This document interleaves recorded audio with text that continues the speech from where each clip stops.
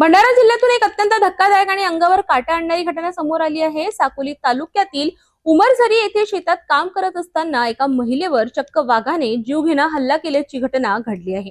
या हल्ल्यात महिला गंभीर जखमी झाली असून परिसरात भीतीचे वातावरण आहे। भंडारा जिल्ह्यातील साकोली तालुक्यातील उमरझरी गावात सकाळच्या सुमारास एक थरारक घटना घडली।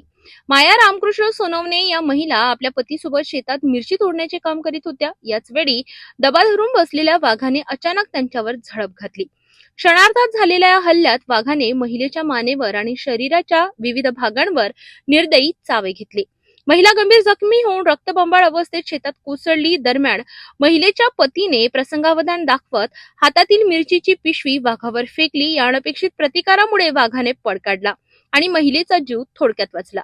जखमी महिलेला तात्काळ साकोली उपजिल्हा रुग्णालयात दाखल करण्यात आले, मात्र प्रकृती चिंताजनक असल्याने तिला भंडारा जिल्हा रुग्णालयात हलविण्यात आले असून तिच्यावर उपचार सुरू आहेत। या घटनेनंतर संपूर्ण उमरझरी परिसरात भीतीचे सावट पसरले आहे।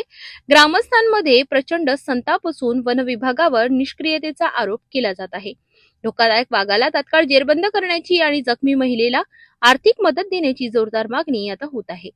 ही घटना खरंच धक्कादायक असून नागरिकांच्या सुरक्षिततेचा गंभीर प्रश्न निर्माण झाला आहे। वन विभाग यावर कितपत वेगाने आणि प्रभावी कारवाई करतो हे पाहणं महत्त्वाचं ठरणार आहे।